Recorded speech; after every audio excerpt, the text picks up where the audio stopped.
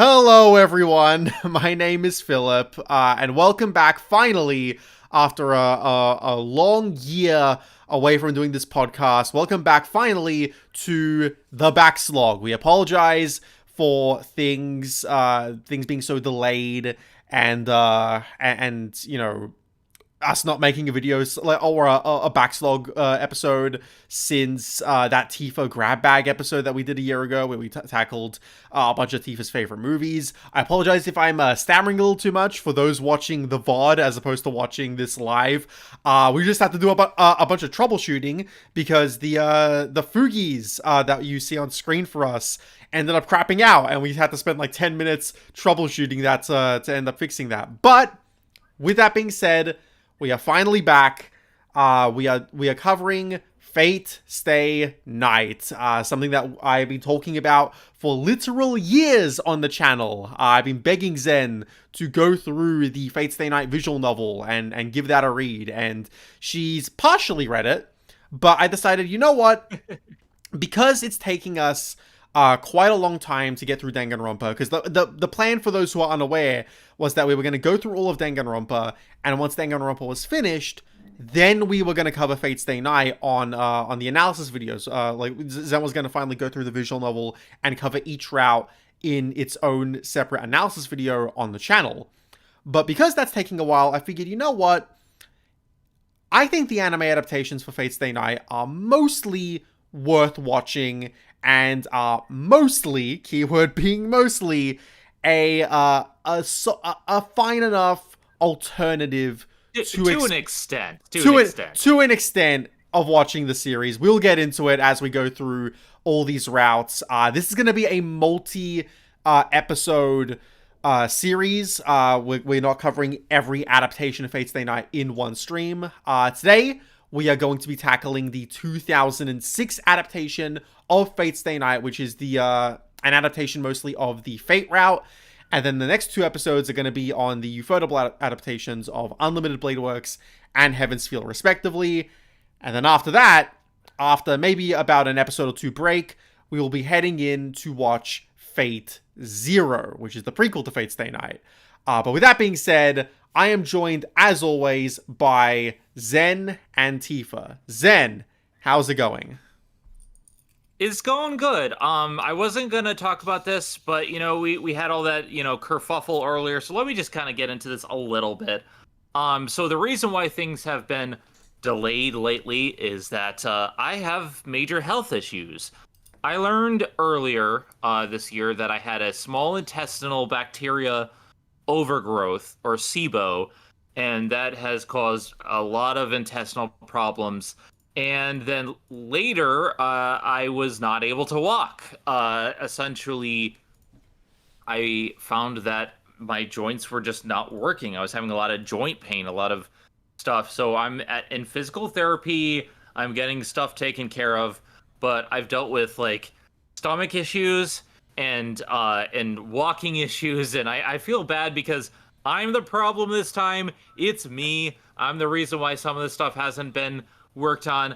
I do apologize. I want to get this stuff done, but we're back. We're doing stuff, and so that's been kind of the case. And also, I'm the reason why Fate hasn't been going on. There's a lot of it has been my health, but we're gonna kind of get into that when I get into my history of Fate. Sorry, but this has been 5 years. I apologize for cutting. I apologize for cutting in. I am hearing a little bit of echo of your audio, so I can only assume that is on Tifa's end.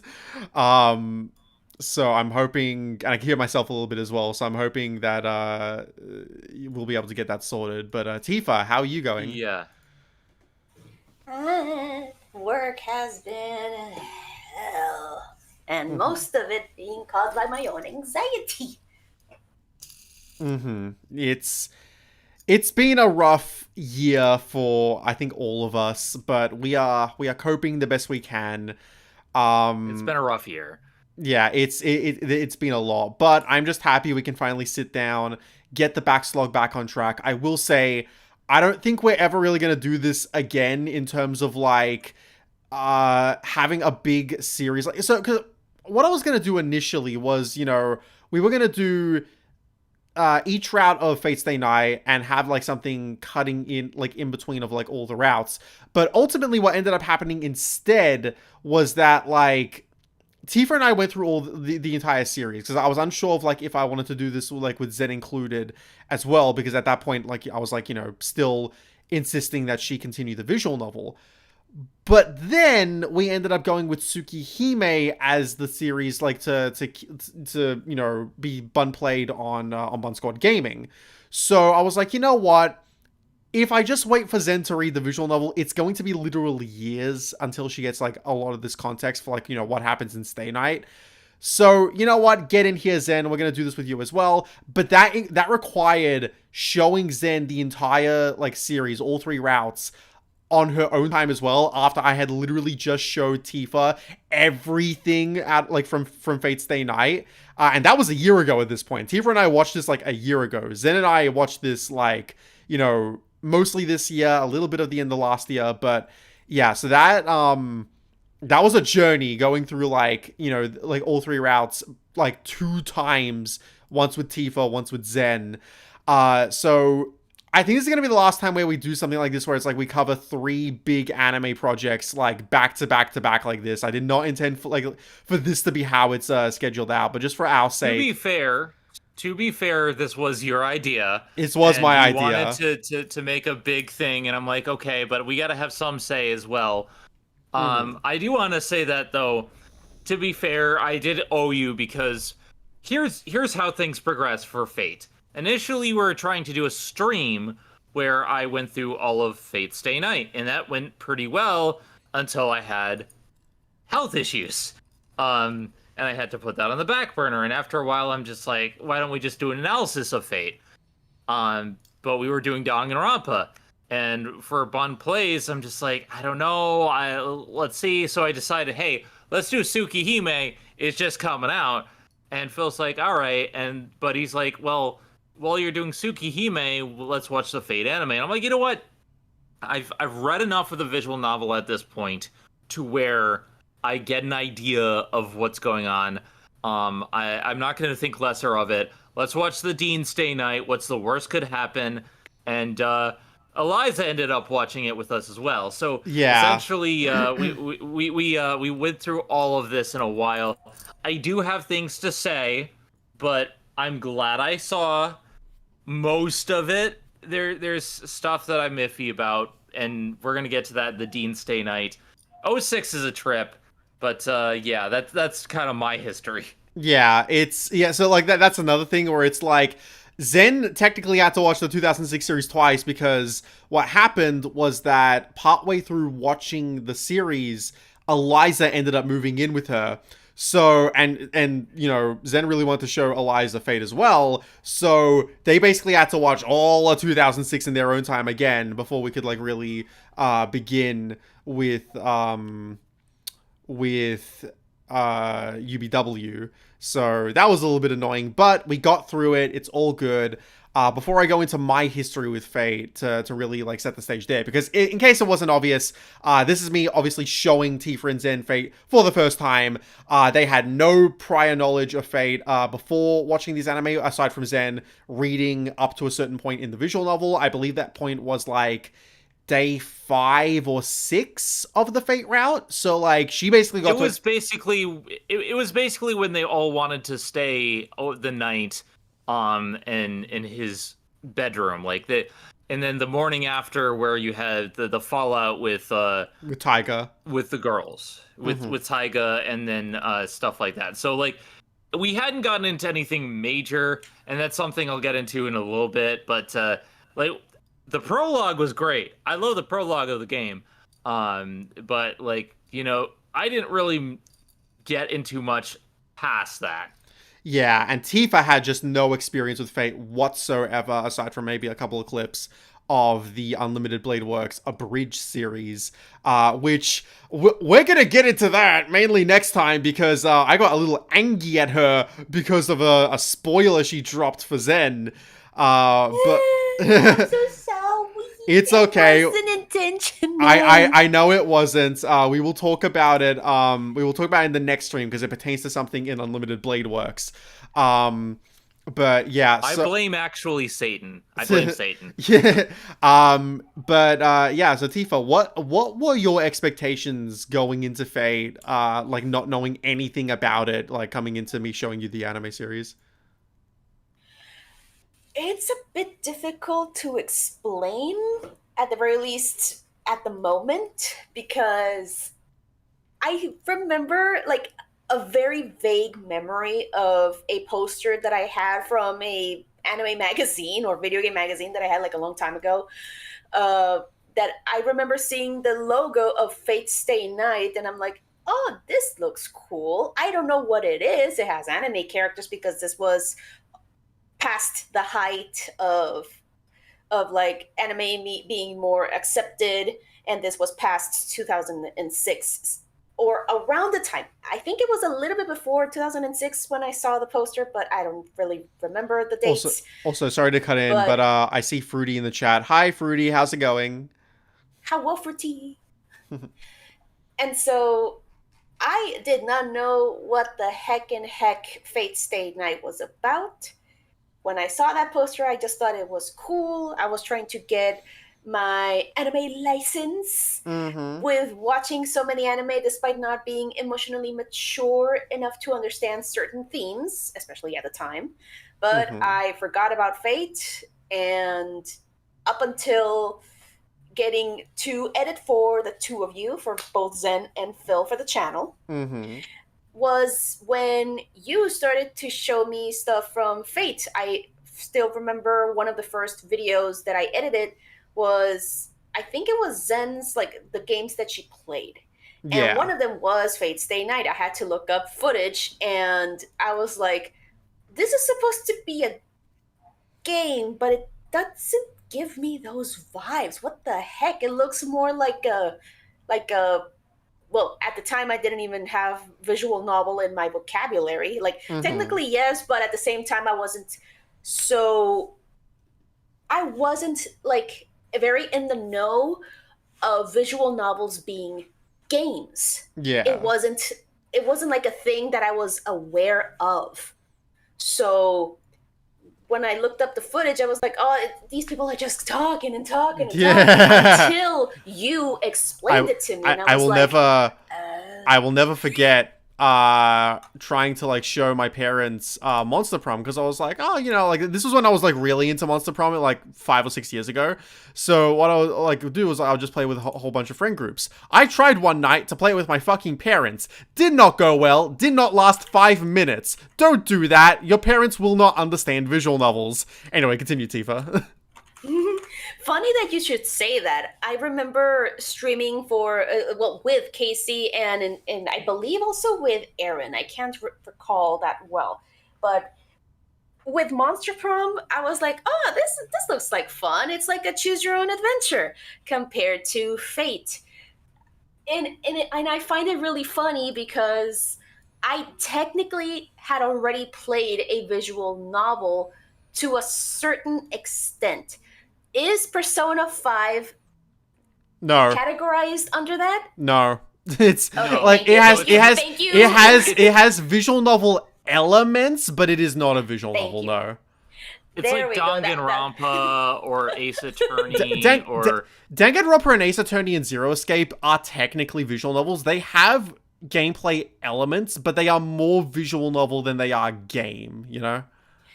Thank you for yeah. the clarification, because that was gonna be my follow-up question aside from me asking like, hey, Persona 5, does it count?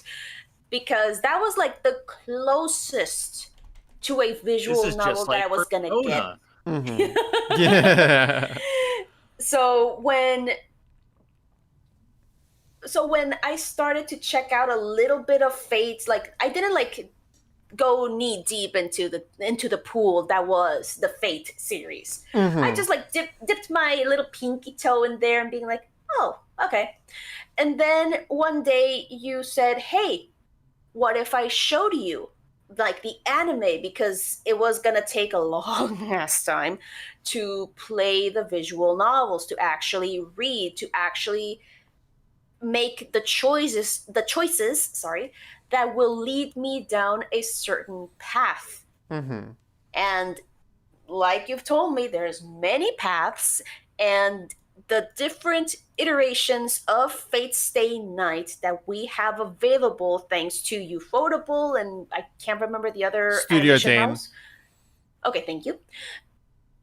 Showing us these different routes. So it was very interesting to see this visual novel presented in that way. And for me, which was easier to consume, to Yeah, be able to process because and it's be able to understand. And I can understand that. Yeah, it's like like Um, visual novels aren't for everyone. Like the different route switching can like be like, you know, a bit of a chore for a lot of people. I will say Fate Stay Night handles routes in a bit of a different way to where like other visual novels do it, where it's like something like Clanad, for instance, which has like routes for like all the different girls.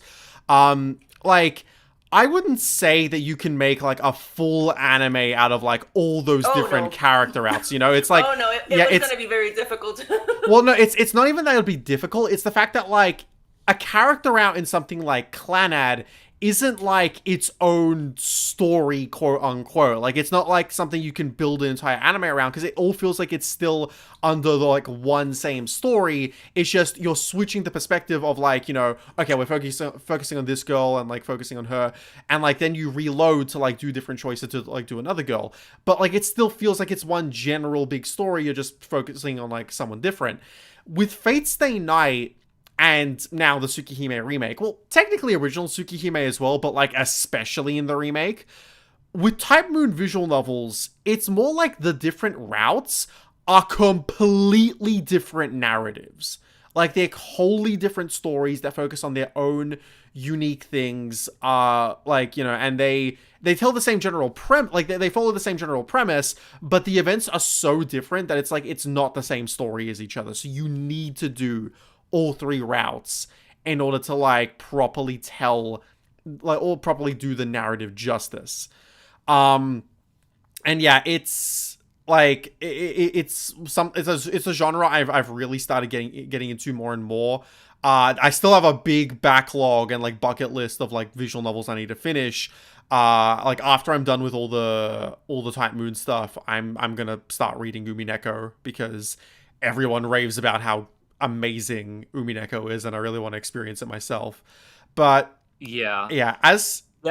On my end, I've been into visual novels for a long time. As you know, I've talked a lot about Ace Attorney and Danganronpa and stuff, but I haven't done a lot of traditional ones. I've seen a lot of animes based on them. I've seen Higurashi. I've seen Steins Gate. I'm sorry. What do you mean? Why, Tifa? What's wrong with Higurashi? Why Higurashi? Why? Because it's peak. It's amazing. Higurashi's great, and I loved watching those anime. So, like, I'm no stranger to watching an anime adaptation first. I will say, not to derail the conversation too much, because Higurashi's a topic for another day. But Tifa's reaction there is kind of the issue with the anime, to be fair, because, and I like the anime. Like, the anime, like, is what made me love Higurashi, so, like, I hold it near and dear. But it is one of those things where I really do want to read the visual novel for it, because, like, Tifa's reaction there says it all, because the anime really, like, upped the violence in a way where it's like the violence is all anyone ever talks about. I know about the scissors. Yeah. Well, I think they were scissors or what the No. What you're probably thinking about is the nail scene, because everyone usually talks about that. Oh no! I have not seen the nail scene, and I'm already doing like the hand gestures, being like, but like, to be fair, Phil has gotten me the visual novel for my birthday. But it's like, it's one of those things where, like, I saw the anime and I loved it as a teen. It might be a bit much for some people, though. Yeah, it's like, I mean, Higurashi in general is too much for people, but like the anime, I think, like, from everyone who's read the visual novel, I hear the same thing, and that's that the anime kind of like ups it to, like, it ups the gruesome elements of the story too much, to the point where that's all anyone ever talks about is like, oh my god, look at these girls killing each other and, like, you know, and murdering one another. It's all about the moira. And like, And it's like, no, that's not all Higarashi's about. There's all these themes and like really emotional shit. And yet anytime casual anime fans talk about it, it's always like, ah ha ha, bitches be crazy. Look at them murdering each other. And like, that's not what Higarashi's about. To the point where when the second season came out, apparently at the time, people were really complaining about it because it's like, oh, where's the murder? Because like the second season's based on the last two arcs of the visual novel, which are like not as gruesome. And like it's, you know, they're probably the least gruesome arcs in the entire like visual novel from like a body horror kind of way. So people were just like, where's the violence? Why isn't it as violent? And like, you know, and so it got shit because of that. But anyway, going back off topic, going off topic from Higurashi, back on topic with Fate, to kind of give my own history with the series, because I've talked about it a lot. I've talked about Fate so much. We are currently like, how long into this podcast? Like cutting out the intro, it'll probably be like 25 to 30 minutes just to talk about my own history with the Fate series. I got into Fate in 2018 because I have a friend IRL who is a very big weeb himself, and he was recommending me the visual novel. You know, he was like, oh, you know, there are these like heroic spirits, and you know, there's Grail War, and in the original visual novel was released in the 2000s, and it has sex scenes. And I'm like, I'm sorry, what sex scenes? Huh? And he showed me in school, no less, because we had our like school laptops. He showed me like one of the CGs from the H scenes, and I'm like, okay, damn, I thought this was like a big high budget anime, but like it was originally pornography. All right. And so, you know, I learned about it through that. And around the same time, Akata from Glass Reflection had a couple of videos he had about the Fate franchise. I think in one, it was him defending Deen Stay Night and why it's still worth watching for someone who doesn't want to read the visual novel. And so I was like, okay, well, this series seems pretty interesting to me. I think I'm going to like start getting into Fate. And so initially, like really initially, my exposure to Fate was watching the first half of this anime that we're talking about today, Fate Stay Night 2006. That was my initial first exposure to Fate Stay Night. I watched the first half all the way up to episode 14, which is the one where they rescue Shiro from Ilia's castle, and then Archer stays behind to fight Berserker. That was the last episode I saw before my friend then decided, hey, I have the visual novel on like my hard drive, and he was coming over. He was like, do you want me to give you the visual novel? And I was like, you know what? Screw it. I ended up taking the visual novel from him. I downloaded it onto my computer, which is a process and a half. It's such a tedious, it was, at the time, it was such a tedious process because like, Fate Stay Night, the visual novel, only got an official English translation last year in 2024.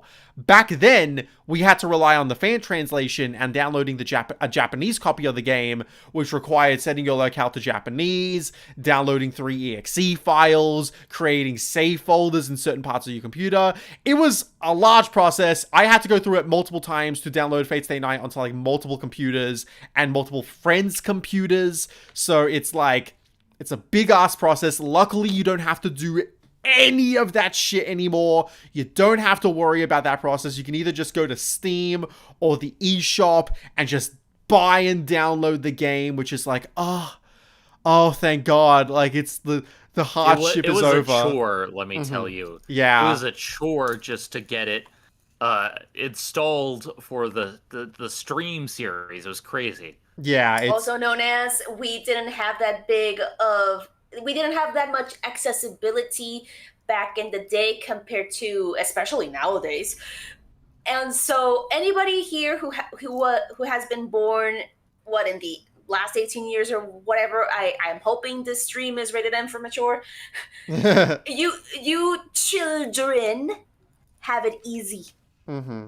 I will say, children. I will say, no matter what we end up saying in this podcast regarding the anime adaptations or the story or what have you, if what we're saying about this story interests you, and like, you know, if you're jumping into this, because full warning, we're going to be talking about spoilers as we go through this. We're not going to be talking about the other two routes and the spoilers from there until we get to them in the other streams. We're just going to be talking about full Fate route spoilers in this stream. And then in UBW, we'll be talking about UBW spoilers. And then Heavensfield, we'll include Heavensfield spoilers, etc., etc. But if for some reason you're watching this, you haven't read Fate's Stay Night, or you haven't watched Fate's Stay Night, my biggest recommendation in this year of our Lord 2025, my biggest recommendation is, if you want to get into the franchise, get into it with the remastered version of Fate's Stay Night on Steam and the Nintendo Switch. It's not very expensive. Just doing a very quick Google search just to look at Steam. Yeah, the game is $30 USD. So it's not a very expensive game if you want to get into it. And recently we also got an official English translation for Fate's sequel, Fate Hollow Ataraxia. So that's now officially available in English as well, with fully remastered CGs. It's like the best way to play the game. Like, go ahead and read it. So yeah, that's my number one tip about getting into the franchise. But, back in 2018, I switched from watching Deen Stay Night midway through the anime to reading the visual novel, and I had a blast. The Fate route less so. I like the Fate route, as we'll get into. I think there's a lot about it to love and a lot about it to like. And I definitely like it more now than I did back then, because I had some issues back then that I don't take as much of an issue with nowadays, because I see what Nasu was going for and I'm like, okay, I get it. But, it's definitely not my favorite route of the visual novel. It is, of the three routes, the one that I'm like, yeah, it's a solid 8. It's like a solid 8 out of 10. It's pretty good. But then I read Unlimited Blade Works and I'm like, oh my god, this is so good. This is fantastic. I really like this. I see the hype behind Fate. And then I read Heavensfield. And we're gonna get into it when we get into the Heavensfield stream, but Heavensfield kind of changed the way I perceive media. Like, Heavensfield fucking changed me, man. I love Heavensfield so much, and it made me go right, Fate's Stay Night is one of my favorite stories of all time. I love this visual novel so much. It made me a Fate fan, to this very day, which is funny because I'm actually not I wouldn't consider myself a diehard. It's definitely one of my favorite franchises of all time, but I hesitate to say diehard fan because I have not experienced a large chunk of the franchise. I still have yet to finish Fate Apocrypha. I've watched a large chunk of it, but I haven't finished it. I have not watched Fate Strange Fake, which is currently ongoing. I have not played the Fate Extra games. I haven't played Fate Grand Order, but that's mainly because I don't want to. I don't like gacha games. Oh shit, Zen's headphones died. She just mentioned her headphones died. Oh crap. Oh no, no. That used to be my issue about a few months ago when I used to have headphones, but I would usually try to charge them after the second night because I used it for work. But now that it cracked, and not to mention it fell, so the sound thingy, which I'm blanking on the name at the moment, inside the headphones kind of shifted, and it would bother the living heck out of me. Mm-hmm. So my mom took out these headphones that she had for 11 years. Damn. Put away, which require a cable, aka old school, instead of Bluetooth, because I think this was these headphones were not designed with Bluetooth in mind. Mm-hmm. But they have helped me. They don't need to be charged. All they need to do in order to work is just be connected to the outlet, and that's mm-hmm. it. The auxiliary outlet, I mean. Mm-hmm. I'm gonna continue talking about my past while Zen gets my past with the series while Zen gets her stuff sorted. But yeah, I hesitate to call myself a diehard of the Fate franchise just because I haven't experienced literally everything, but it is one of my favorite franchises of all time. Alongside One Piece and Kingdom Hearts, it's my big anime series that I constantly rave about and can't shut up about. As far as what I have experienced. As of right now, as of us recording this, I have experienced the entirety of the Fate Stay Night visual novel. I have watched and rewatched these anime adaptations of Stay Night several times, to watch it with friends and my parents and stuff like that, because I like to show my parents some anime here and there. That's how we got the name for my bird. We have because we have an Indian Indian ringneck parrot, who we decided to call Ilya based on the character in Fate Stay Night. I have, of course, watched Fate Zero. I have read most of Hollow Ataraxia, but I didn't end up finishing it for reasons I can probably go into one of these days. I watched most of Fate Apocrypha, didn't finish it for reasons we can go into most of these days, but that one's going to be easy. That one I just have to watch, like, the last chunk of the series.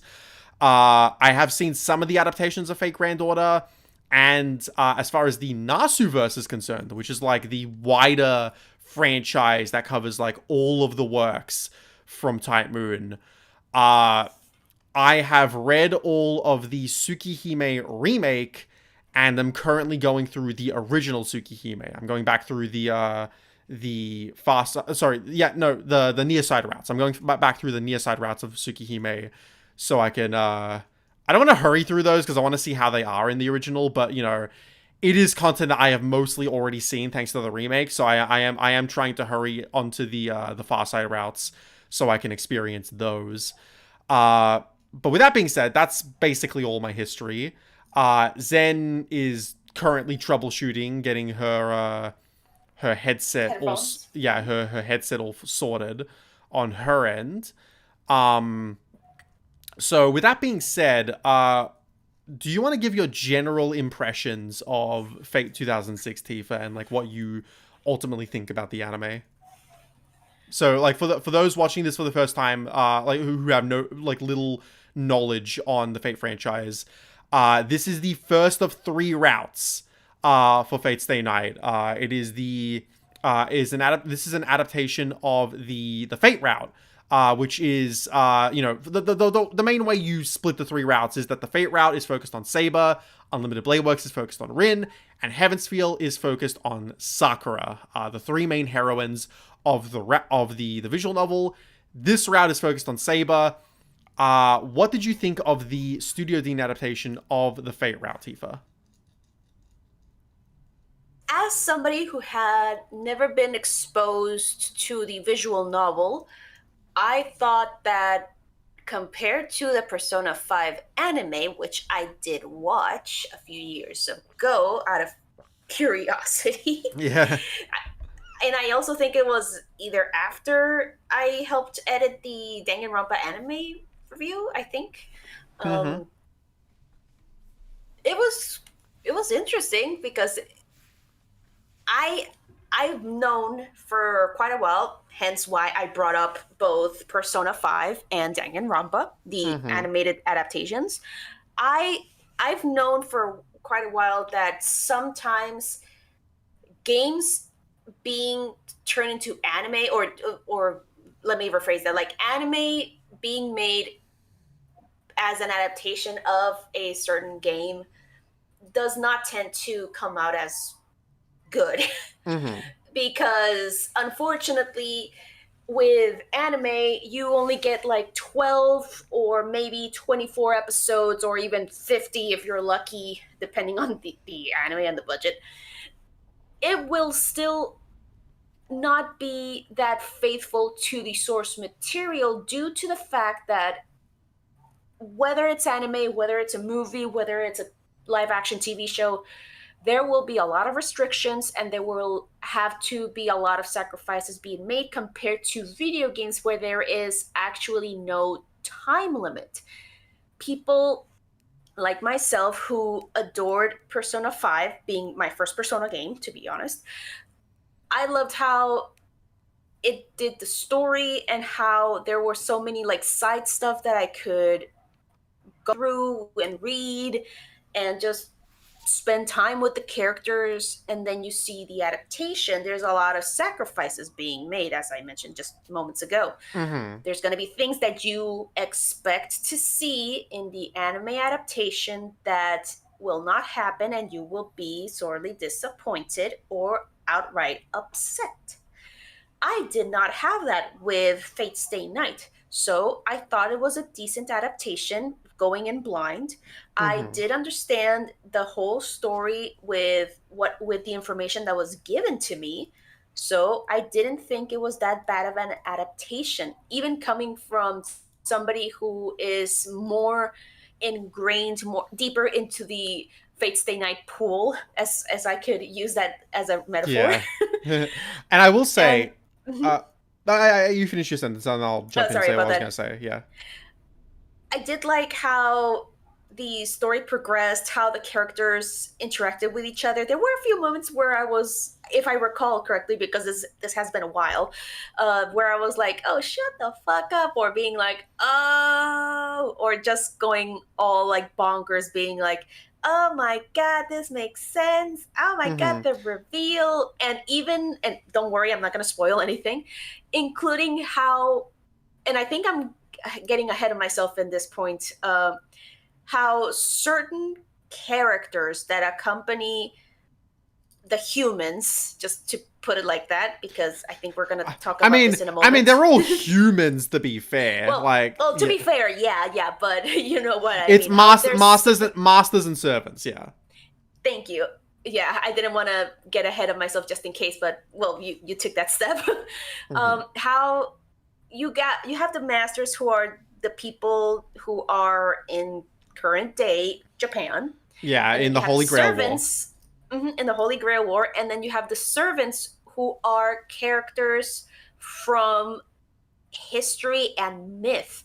So when I started to identify certain characters, whether it was because of context clues or when you would ask me like, "Hey, do you recognize this historical or mythical character?" and I would blatantly tell you, "I have no idea. Just can you please tell me?" Because even with the context clues that were not obvious to me, I was like, I don't know, just tell me.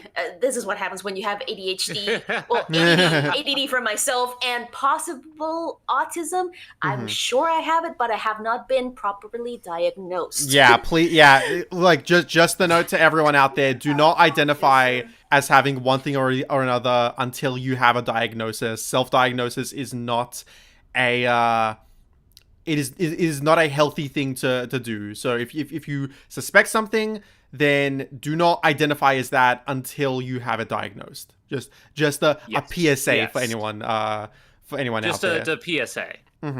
But it was definitely fun to like show Tifa, like, you know, to have Tifa guess as like who each of the servants was. That was like one of the fun parts about showing Tifa the anime, just because she had no idea.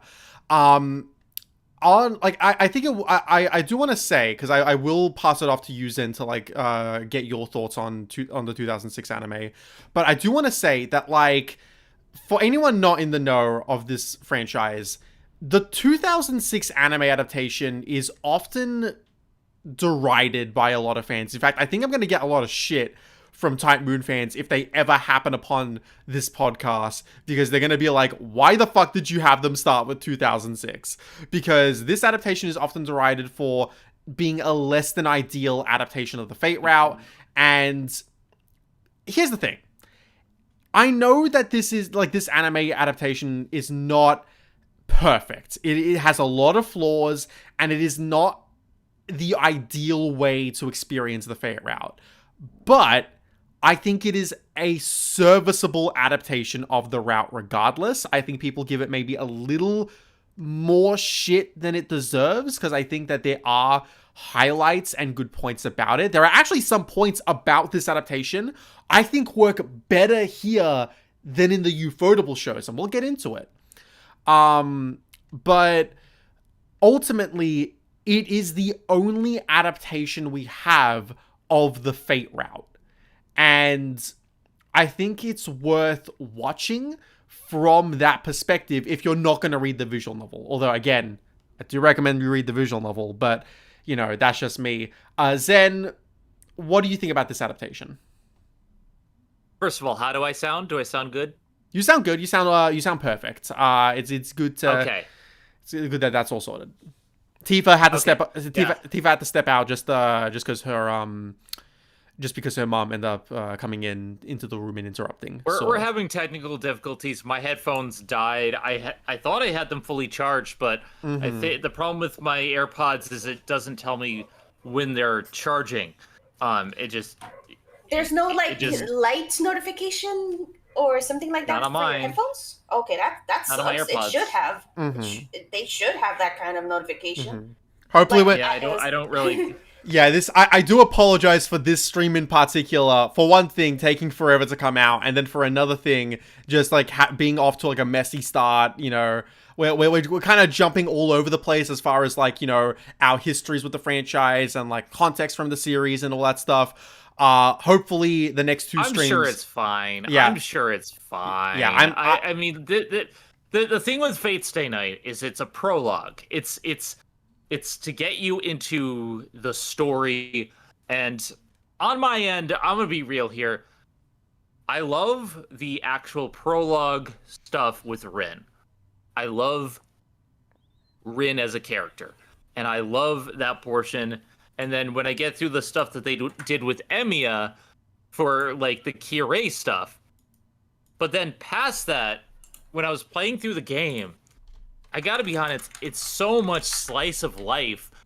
And that's not necessarily a bad thing, but there were several streams where I was just like,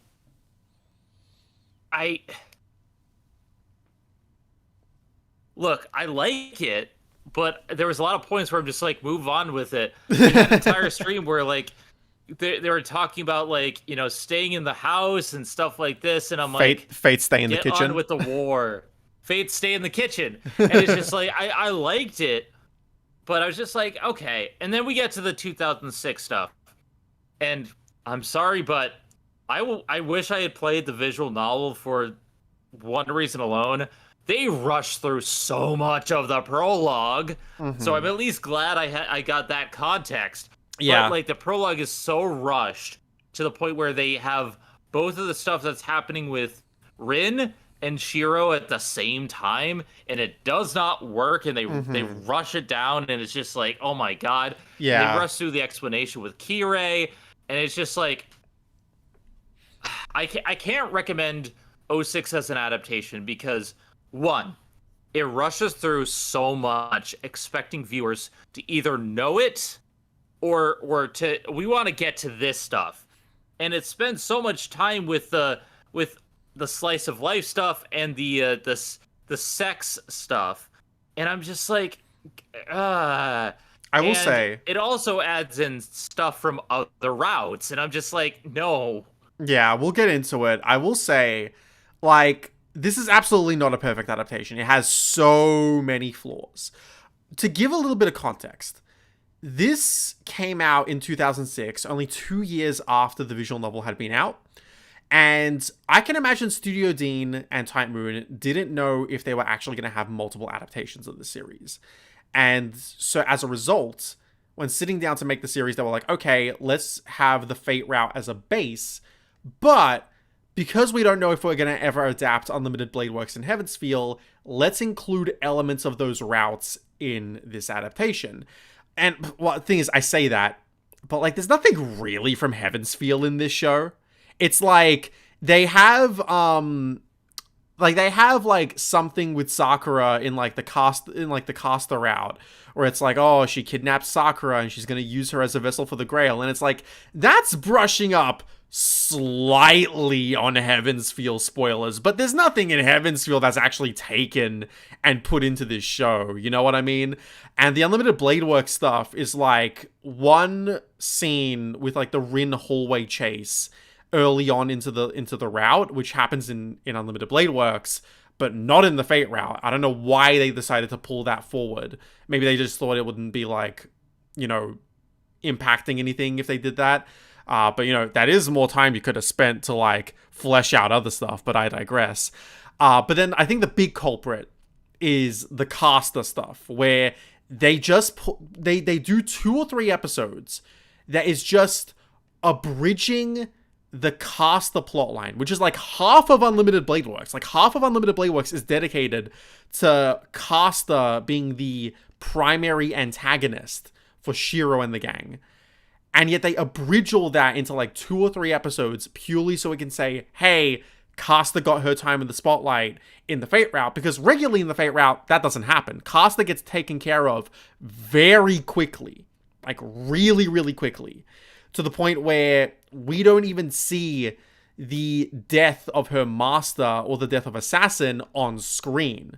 You know, that stuff happens off screen. So to compensate for this as an adaptation, they give Caster more, but it steps over the toes of Unlimited Blade Works, which means that when you watch Unlimited Blade Works, the big mystery of like, oh my god, who is Caster's master, and like there's this big like, you know, thing of like Shiro going out trying to see like, you know, the like different suspects of like, you know, who it could be. It's like, oh, they're at Ryudo Temple, okay, so we gotta learn this. That whole mystery is now gone if you've already seen 2006, because you already know who Caster's master is, and so it's got that element. That said, with that being said, the reason why I will defend this adaptation is because one thing I think this anime gets better, like, or gets more, like, gets right, that I think the Ufotable shows kind of lack in, is that it gets the homeliness and the slice of life element down really well.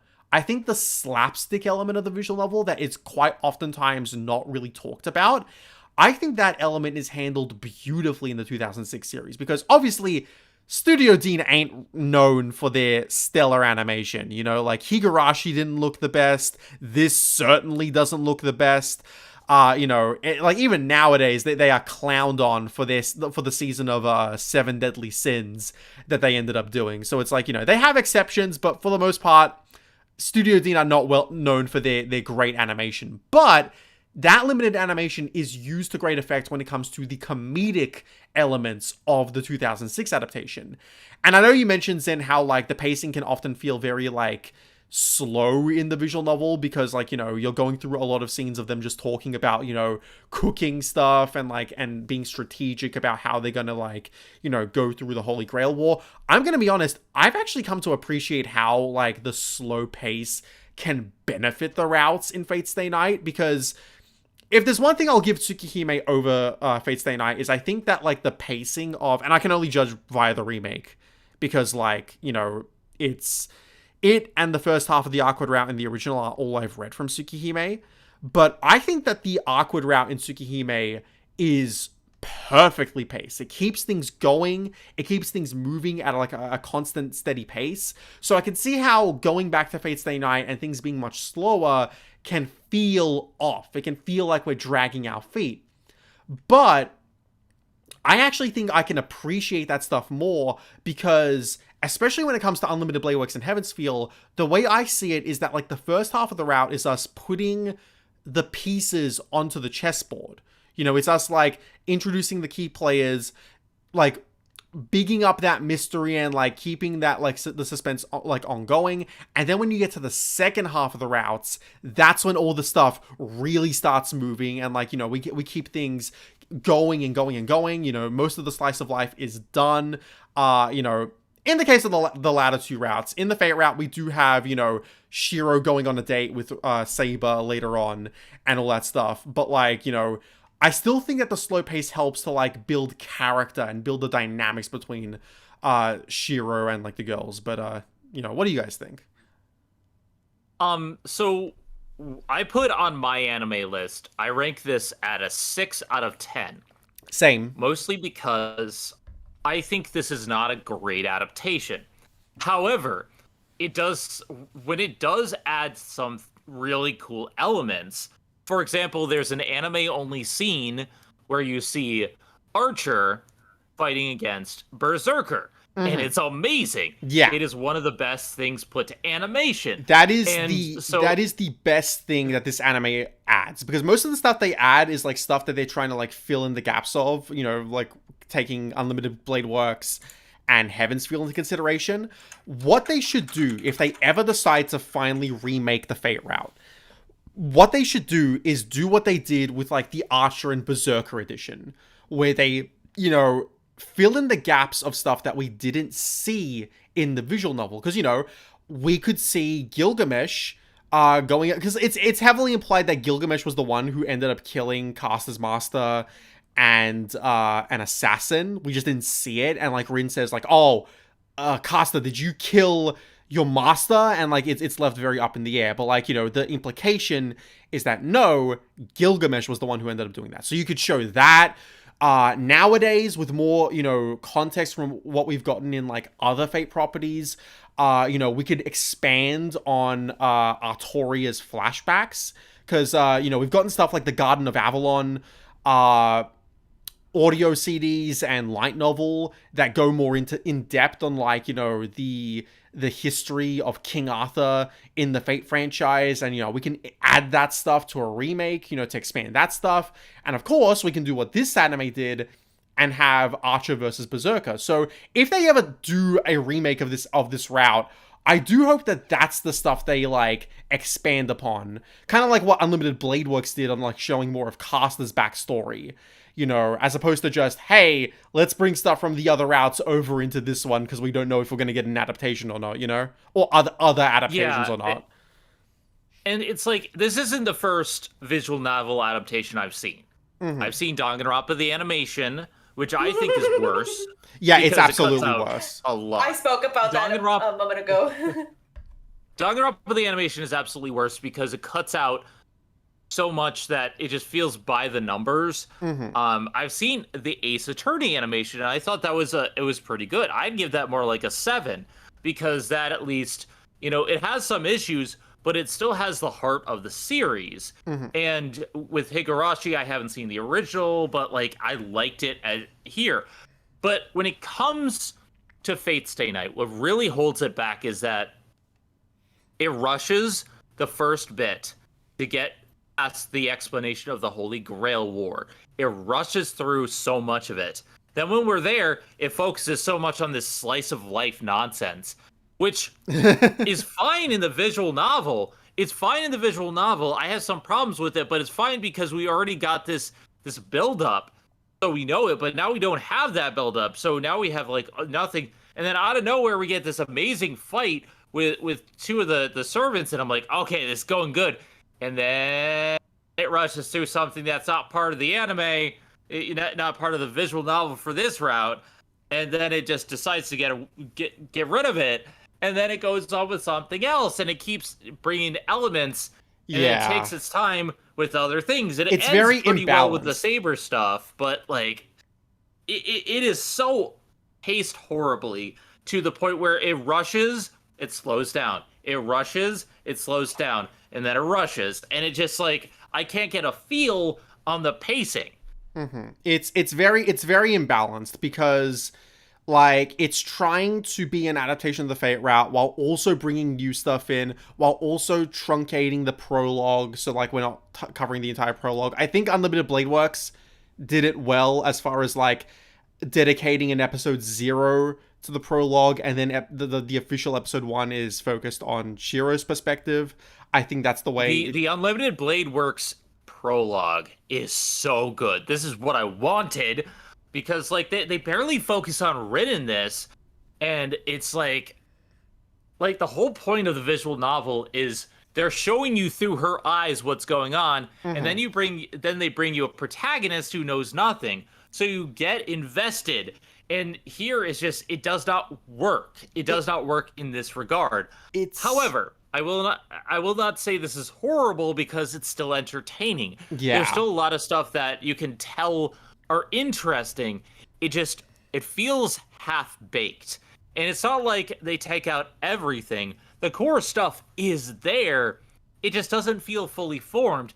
Had it gotten another 25 episodes, like, I think that could have worked. I don't even think you need that much. Honestly, I don't even think you need that much. I think you just need a couple of more episodes to, like, really expand upon it. Because, like, the thing is, each route Maybe 30. 30 like, would work. 30 would work. 30 would work. Because when you look at Unlimited Blade Works, that anime is 26 episodes for, like, the main run. I'm pretty sure. I think it's, like, 26 episodes for the main run. And then there's an episode 0. Let me quickly just fact check that. Because... And the thing is about the anime, yeah, so there's where are the episodes? Show me episodes. There we go. Yeah, so there's counting episode 0, there are like, yeah, because it's 25 episodes normally, and then 26 episodes counting episode 0. So that's But you also have double-sized episodes. double-sized episodes for 3 of them actually, because episodes 0, 1, and 12 are all double-sized. So that's more equivalent to like 29 episodes.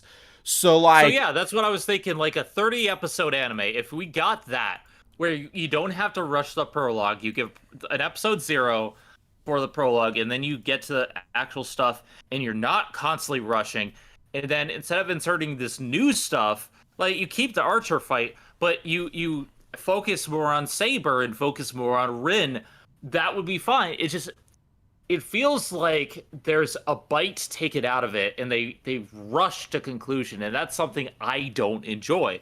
I still think it's above average, but it's just like this was kind of a struggle watching it twice. And Yeah. The highlight though was showing Eliza because she kept predicting who everyone was. yeah, it's yeah, Eliza's really fucking good with history, so like she basically got like most people dead on, to the point where it's like she got Ryder's identity, who I won't say right now, I'll save it for Heaven's Feel. She got Ryder's identity down like pretty much instantly, and she told Zen, which I was like, I ended up getting a little peeved at Eliza for. I was like, why'd you tell her that? Why'd you tell her that? But you know, it's okay, it's all Gucci. But yeah, I definitely see what you mean. It's like Rin, like starting the visual novel off with Rin is actually a really good decision, and I appreciate it more and more as time goes on, because especially following on from Tsukihime, because with Tsukihime the prologue is shorter.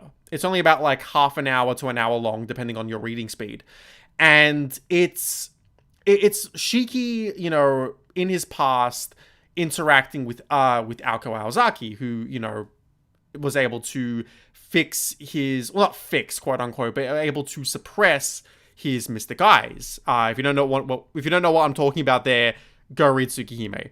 But, you know, that worked well to show you a good snapshot of like what Shiki's development is going to be like, what his struggles are going to be like, but ultimately what the core of his character is going to be, permeating throughout all like the rest of the story. Whereas with Stay Night, you've got a lot more that you have to introduce, because the thing about Tsukihime is that like you don't really need to delve into like you don't really need to delve into magecraft. You don't really need to delve into like a lot of lore stuff. Of all the big Nasu projects, you know, Fate, Tsukihime, Mihoyo, Garden of Sinners, of all that stuff, I'd say Tsukihime is like the least in depth as far as magecraft is concerned. It's easiest to step into because like it's a very simple premise. Mm-hmm. Vampires. And vampires exist. Mm-hmm. Yeah, and it has magecraft in it thanks to characters like Ciel and stuff like that. But it's like it doesn't focus on that stuff as much as something like Fate, or especially Witch on the Holy Night, which is all about the magecraft stuff. So, you know, Tsukihime is able to like introduce this like core concept of like, okay, Shiki's got these weird eyes, and here's someone who classifies themselves as a magician coming in to help him, and you know, like it was able to set up that main premise in like this short amount of time. You can't really do that in Fate, because you have to introduce the Grail War. You have to introduce how magic works in this universe. You have to introduce like, you know, some pretty big characters. There's so much you have to introduce. And I think it was a really smart decision to start with Rin, a character who is already well versed in this stuff. And we get the explanation to a lot of this stuff through her perspective. And you know, it's not like fully explaining it. It's just, here are these elements, look at how cool they are. And we get to see like it all being introduced from her lens, and then we get Shiro's perspective, you know, of those first 3 days, where we get to have the entire explanation happen from his perspective, and that's where we get more context of everything. It's a very nice parallel between two of the biggest characters in the visual novel, whereas in this adaptation, you don't really get that. You only really get like, you get a mixture of things, and like you said, Rin doesn't get a whole lot of content in this in this adaptation. Which, to be fair, to be fair to the adaptation, Rin in the Fate route serves as more of a guide for Shiro. You know, she doesn't really have big character development of her own. You know, that stuff is more so saved for Unlimited Blade Works and Heavensfeel. Whereas in the Fate route, she acts as sort of a guide to like show Shiro around, you know, like magecraft, like, you know, how it works and how the Grail War works and all that stuff. And I think she excels in that element because we get to see, you know, how she operates and how she works without getting character development. It makes us intrigued to be like, okay, this is how Rin operates. These are her morals. This is how she interacts with, you know, people around her. And it makes you intrigued to see more. And then you go on to Unlimited Blade Works and you get more.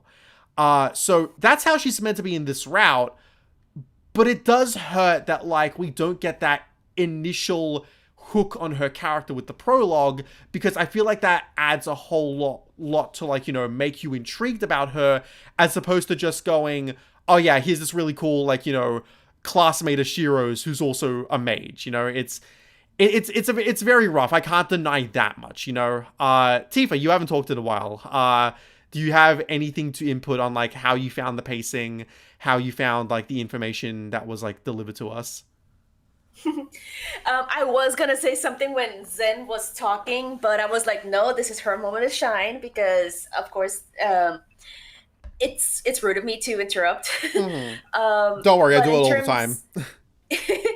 But when she was commenting on, like, how the pacing of the anime was going, because she knew the context, the information from the visual novel, I thought it was just okay, because I'm a newcomer. I don't know what the heck is going on. I remember telling this to a friend of mine once, when I told him that, hey, I'm watching this anime called Fate Stay Night based on the visual novels, and he was like, oh my god, I wanted to watch that. And I just looked him straight in the eye, being like, start from the first anime, then you can go up to the ufotable ones, but do it in order of release. Don't just choose one willy-nilly. Trust me, you will not regret this if you follow my lead. I have not spoken with this friend in regards to Fate Stay Night since then, but I will have to ask him, like, hey, what did you watch the anime or whatever?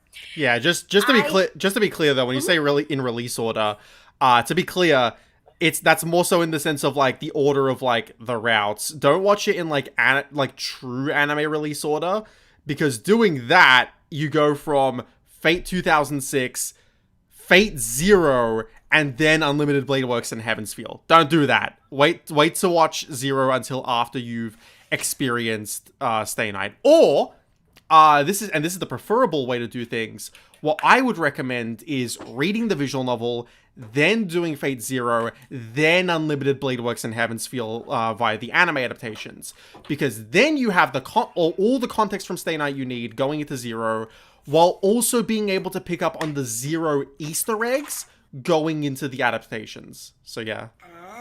Okay. So also trying to go back to a comment that I think it was you, Phil, who when talking about Eliza. Uh-oh, did you cut out? Nerd. I'm sorry. Tifa, I'm sorry. Could you go back like 10 seconds? Because, like, you cut out for a little bit. No. Okay, so what I was going to say is that compared to, I believe it was you, Phil, who said this, how you went nuts over how Eliza, when she was watching the anime, how she could easily identify which servant was which historical or mythical character, and you went nuts being like, how did she guess so quickly? Again, she's a nerd. And I remember trying to say this earlier, so I'm gonna tread back to that, how you would ask me, like, hey, did you identify this character? And I would be like, with some of them, I would guess out of, like, just randomly, because I honestly did not know, except for a few obvious ones. Let me just try to remember which one so that I don't spoil from the other routes. Yeah, Of course, I there's only two servants who like, of the who were seven so obvious. who Yeah. are Um, who can't. There's only two of the seven servants that you should avoid saying the servant names until we get to the other yeah. routes. No worries. I'm just gonna say their I'm gonna say their class because that's the only thing I can remember. Yeah. So I could easily identify who Berserker and um this other one that appears in the other routes who they were because of context clues. Berserker was very easy. I was just like, wait a minute, is this character? And you were like, yep. With the other one, I just guessed willy nilly going by their design. And you were like, "Hey, you guessed it right." I'm like, "Oh." Wait, With which the one? other ones, Which one was that you were like guessing it right? Like, okay, just to avoid spoilers, she purple. you could say the class name. I'm honestly You mean forgetting. Ryder? No, not Ryder. Costa? Wait a minute. Was it Ryder?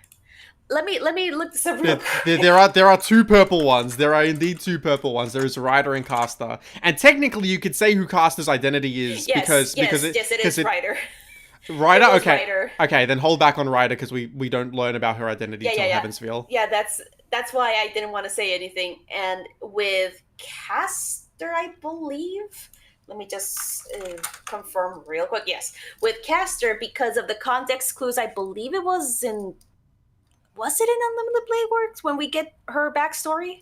We do. They do a very abridged version of it in the 2006 anime, so I don't want to talk about it that much, just because we're going to talk about it in full in Unlimited Blade Works. Whereas here it's just like, oh yeah, here are the brush strokes because like we want to show Summer Caster. It's like, okay, cool, but like it's not in this route. Yeah, no worries. I just wanted to be sure because when we get her backstory, I was like, wait a minute, I recognize these story beats. I know this story with like, you just see. I think it's just murals, and I was like, wait a minute, it's this person from this one mythological story. Oh my god! Because Overly Sarcastic Productions made a video on that mythical character. That's how I knew. Yeah. And I got excited. I know Zen, you want to comment on the Hook of Stay Night, so if you want to like go ahead with that. Okay. Hold on. Raven's on me. Excuse me, Raven. Sorry. Kitty. Yeah. Oh, Kitty, I guess this is the first time for people who don't follow social media. I guess this is the first time on the channel that we're really bringing this up. Zen and Eliza got new cats. Yeah, we have new cats. Raven is a Void baby, and she's Love. And Okabe is an orange boy, and he's very dumb, and I love him. His name should have been Petey because of Petey, the most evilest cat of all from Dogman. But that's not a visual name. That's not a visual novel name though, Tifa. You can't do it. It's not an anime name. It has to be anime. It should have been Petey or Little Petey. Yeah, but Okabe is named after the Steins Gate character, and Raven is named after Raven from Teen Titans. Anyway, oh my god, you're such nerds. You say I'm a nerd, but the reason we knew about like some of the Greek mythological figures, Eliza is so into Greek mythology. She's took one look at the character and said that's Hercules. I'm like, what? I mean, with that character was kind of obvious. Okay, hold on. Eliza wants to say something really quick. I didn't just say I'm not just a nerd for mythology. I went to college for mythology. Okay, she went to college for mythology. I love because of the way that we have the Fugi set up. It just looks like Eliza has possessed your body in order to speak. Bye, Raven. So one thing I do want to bring up, because something that Fate Stay Night and Tsukihime are very different in different ways. Tsukihime has gripped me so much more because of the simple premise, because it has a lot of stuff going on, because it's just like, let's go hunt vampires, and they go hunt vampires, and there's a lot of strange stuff happening every single day. and there's a lot less of that slice of life stuff in the Arkwood route. And it's like, I love the opening of Fate with the slice of life stuff, but I think it went on too long. Fate Stay Night has a better initial hook. You know, we have that stuff with the prologue, we have the summoning, we have the explanation with Key Ray. And then it kind of drops the ball for me, and it kind of drags its feet. And that's why, like, I feel like with Fate, having them focus even more on the slice of life stuff in the anime is a detriment, because, like, when I'm playing Tsukihime, yes, they do have slice of life stuff, but even the slice of life stuff, they mention there's disappearances, they mention vampires, they mention that stuff. And I feel like Tsukihime did a better job, not necessarily with its initial hook, even though its hook is good. I think Fate Stay Night has a better hook, it just doesn't follow through with it for a while, and that's kind of like the main issue I have with the Fate route. It's a good route. I think I need to play through the game and actually get through it. But like, when it comes to the anime, it feels lesser, because I know that it's setting up all these players, but they barely fight. They barely fight anyone. Well, okay, no, I'm going to actually disagree with you there, because I feel like my big thing with the Fate route compared to the other two is, like, because I did say before, it is my least favorite route of the three in the visual novel. Because, you know, Unlimited Blade Works and Heaven's Feel are just very character-driven routes. Like, you know, they delve into the minds of these characters, and they delve into, like, you know, their character arcs and what makes them tick, and that's why I love them so much. They make the visual novel for me. But I think the Fate route is still good and worth experiencing, because it is the route that embodies the battle royal kind of the battle royal feel of the series the most, because it is the route where they are, like, looking to see, like, okay, like, you know, who is, you know, like, who is the master of this servant, who's the master of that servant, and, like, they're going out investigating, being like, who is where? Oh, there's a master in there's another master in the school. I wonder who it is. Oh, there's two other masters in the school, because, you know, obviously Shinji's not the other one. So, like, okay, that's very peculiar. And so, like, then they fight Ryder, which has, like, probably the most in-depth Ryder fight out of all three of the routes. You know, I will say the Ryder fight is what I wanted more of. And I think part of it is because of the caster interlude. If they didn't have the caster interlude, I would have liked it a little bit more, where, like, they had that and they focused more on the Berserker stuff, and then they focused more on the stuff with Gilgamesh and whatnot. Like, that would have worked for me. It's just like it feels lesser in parts because it's rushing it, but it also feels like, oh, hey, here let's investigate, but there's not that many fights that actually matter, because we don't really learn anything about Caster. Like, she shouldn't have been in that route. So it's like, you see what I'm saying? I can see what you're saying. I can see what you're saying. It definitely, like, you know, the other routes are definitely better for me because of, like, the way that they intersperse the investigating and, like, the planning and the battling with, you know, genuine character moment, like, you know, character development that, you know, impacts Shiro and Rin and, like, all these other characters. It's just that I feel like the Fate route is a fun romp. I feel like it is less so focused on, like, fleshing out these characters and more so focusing on, like, all right, the hook of Fate Stay Night is that, you know, you got this big Holy Grail war with, like, all these, like, masters gunning to, like, you know, win the war and, like, get the Grail and have their wish come true. And I feel like the Fate route is the best in terms of, like, fulfilling that in the sense of, we are learning about these, like, characters, like, for the first time, and we're getting these battles with them to, like, you know, see. It's fun in the sense of, like, you know, in the other routes, you know, we get, like, big moments with, say, Ilya and Berserker. You know, we flesh them out more, but we don't really get, like, a big fight with them in the other routes, to an extent. Try not to spoil, obviously, but like we don't get like a big like Shiro versus Ilya, like Shiro and Saber versus Ilya and Berserker fight in the same way that we do in the Fate route. We don't really get a big Saber versus Rider fight in the same way that we do in the Fate route. Obviously, stuff like this does happen to an extent in the other routes, but it's not in the sense of like we're trying to like we're gunning for the grail, we're trying to win the war, and so like these masters that are standing in our way. And I feel like this route is the best in terms of like delivering on the premise that it promised.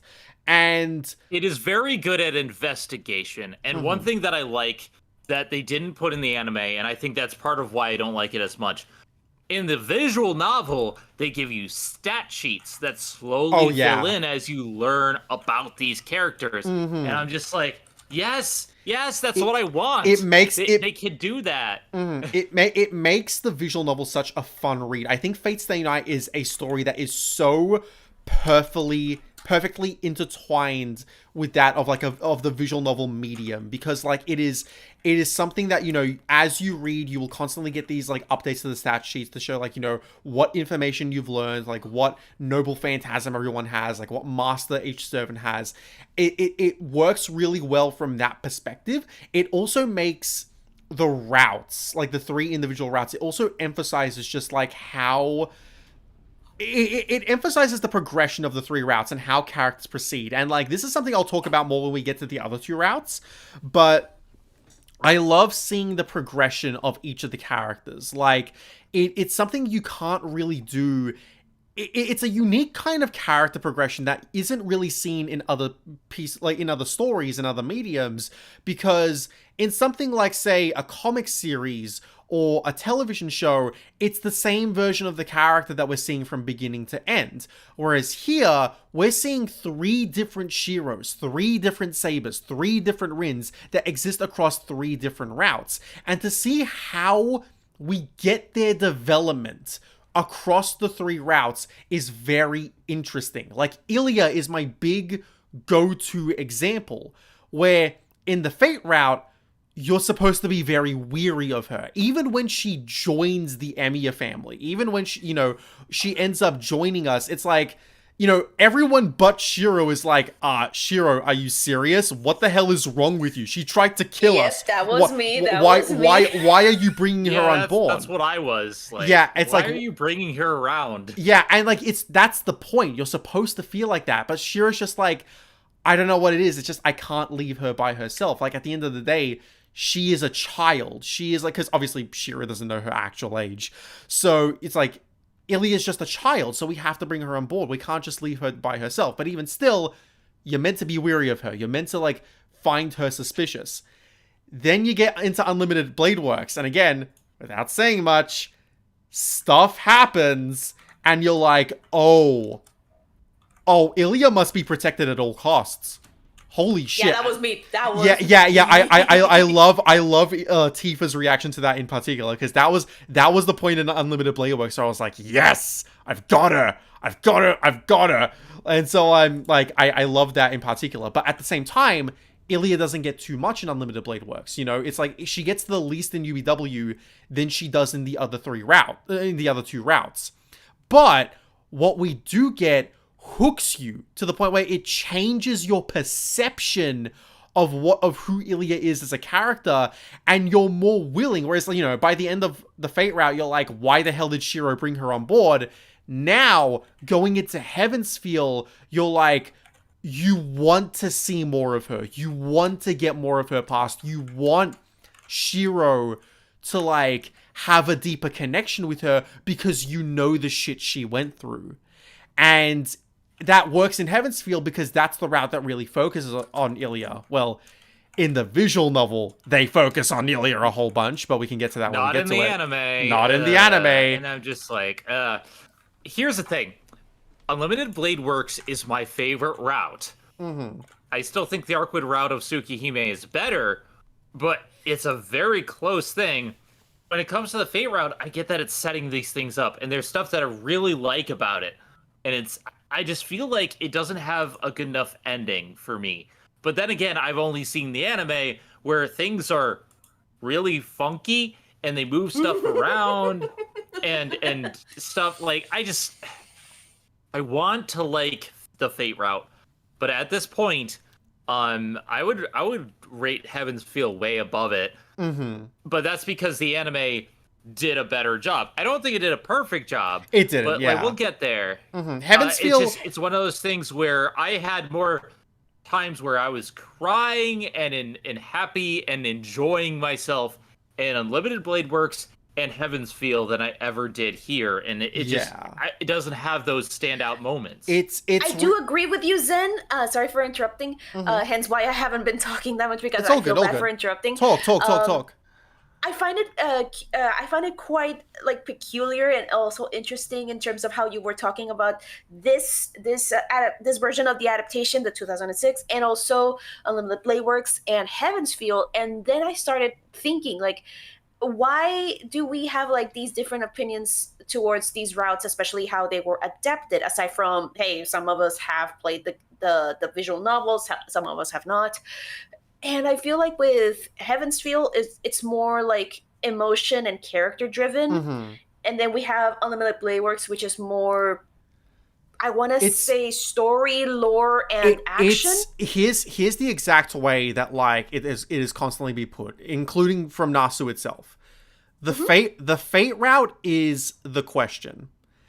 Unlimited Blade Works is the answer, and Heaven's Feel is the application. Heaven's Feel has like it is benefited greatly from the fact that it doesn't have to set up. Well, okay, it does have to set up some stuff, but like a lot of the groundwork has already been laid out. We already know everything to do with Shiro's ideals by that point, and like and what he wants out of life, and like we have all that groundwork already laid out. So Heaven's Feel is free to go full ham to introduce a bunch of new stuff and like change the way that we see these characters in a massive way, and that like tugs on our emotions, because we know how Shiro's meant to act, we know how Rin's meant to act, we know how these characters are meant to act, and so to see like the way in which things change so heavily in Heaven's Feel, it tugs on your emotions a lot. And then Unlimited Blade Works is where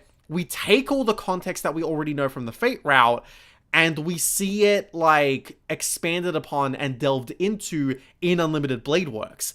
The Fate route is in the unfortunate position where it can't delve into a lot of these stuff. The only character that really gets a big like the only character who really gets their story told in full is Saber. Saber's the one character who we're able to see, who we're able to see top to bottom what she wants, what her backstory is, what development she has, and all that stuff. Like Saber's the one character who it feels like we're able to like really latch onto, and I'm glad about that it's not just a route completely devoid of development, that we do have that through line of Saber, and we get to see Shiro work off of her in that way. I think this route still works on an emotional level because of Shiro and Saber, but I can't lie and say that it is a weaker route because we don't have that development for the other characters. It's why there we go. It's why I do think the awkward route in Tsukihime works better as a first route, because even though we don't delve into Akiha's development, even though we don't delve into Ciel's development, we get their reveals. We get massive reveals about those characters that shift our perception of them and go, oh, okay, that's different. And it's like, and that acts, and the thing is, those reveals come later on in the route, so they act as the hook going into the next route. Like, now that I know this about CL, it makes me want to see what her deal is in her route. And hey, wouldn't you know it, the CL route starts right now, right after you finish the right after you finish the awkward route, and then you get to Akiha and all that stuff. Whereas here, it's like you get like this kind of like, you don't get as much development as far as everyone else is concerned, and I think that that's what makes the Fate route weaker. Not bad by any means. I still stand by it as like this very well put execution of the battle royal setting or premise. And again, I think Saber and Shiro are great in it, But yeah, that's kind of my perspective. I do agree it's lesser. I would still give the Fate route like an 8 out of 10 in the visual novel. The anime, 6 out of 10. I do agree with you there, Zen, but that's my perspective. Yeah, I haven't actually like seen it yet, but it's just I'm not saying the route is bad. I'm just saying, from what I've seen, it needed a bit more. And the thing is, Unlimited Blade Works hits so hard in so many places, and maybe it's just because of the animation, but like there near the end, I was just like, it can't get any better than this, and it somehow does. Yeah, like Heaven's Feel is just, oh my god, it makes sense that fucking Ufotable had tax issues, like they got in trouble for tax fraud. I buy it because like that anime looks fucking dynamite. Like it looks so good. I cannot wait for the Mihoyo movie. I'm really trying to get through Tsukihime as fast as possible so I can read the visual novel, just so like I know context going into that movie. But I cannot wait for that Mihoyo movie, hopefully series of movies, because I just know Ufotable is going to like make them look as amazing as they possibly can. Yeah, and it's like we have a lot more to talk about. I'm gonna save a lot of this for next time. Obviously, there's stuff that we have to cut, but I think like right now, I'm gonna turn over to Tifa for a bit, and we'll have a good length. But like, Fate on its own isn't what Fate Stay Night is all about. I feel like Fate, UBW, and Heaven's Feel are a package. You have to watch them in that order. You have to play it in that specific order. It's a lot like your first playthrough of Zero Escape. The first playthrough may not be as intriguing as everything else, but once you get the true ending and the good ending and the final ending, that's when it really cements itself. And so this is a little bit different. I found myself really, really liking the characters, but it wasn't until Unlimited Blade Works that I understood the characters, and I feel like that's the intention. It's a lot like Higurashi question and answer arcs, but Higurashi had a better question presented, in my opinion, from the anime adaptation. Just because, like, I was wondering why are they killing each other? So that's my 2 cents. I like this, but I do think that there are problems, and I think that the visual novel, which is available on Steam, or I believe it's also available on Switch. Yeah. Check that out first. Check that out first. Absolutely. Yeah. Why are they committing the Moira? Because of evil things. You have to watch the anime. One part I forgot to mention, I'll also mention here. I feel like, there's always going to be something lost from visual novel to anime when it comes to the loss of monologues, like inner monologues. And I feel like UBW struggles in this regard, Heaven's Feel struggles in this regard, but not like to a detrimental degree. I think that like they can still be fun anime adaptations to watch, in spite of the fact that you don't have as much like of a look inside these characters' heads as you do in the visual novel.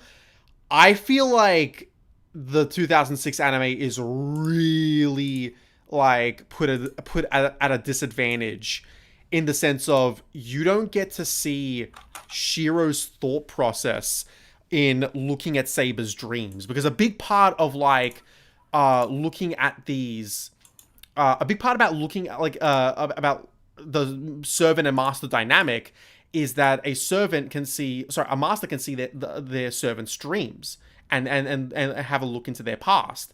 And we see this a lot with Rin looking into Archer's past in UBW. But we get that stuff here in for Saber and Shiro in the Fate route. And in the visual novel, this stuff is handled so well because you see Shiro unravel like who Saber is and what her morals are and what her goal is. And I think that does a lot in terms of characterizing Saber.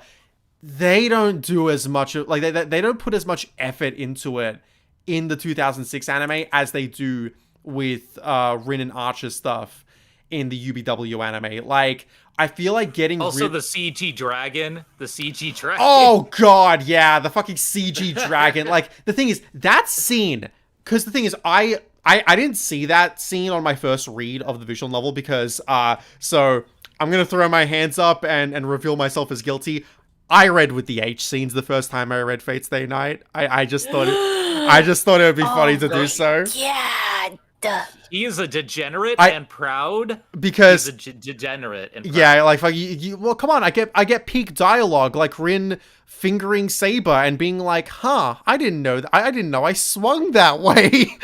So, remember, people, no children in here in this stream, mind you. This is a very much mature stream now. Yeah, Rin is canonically bisexual.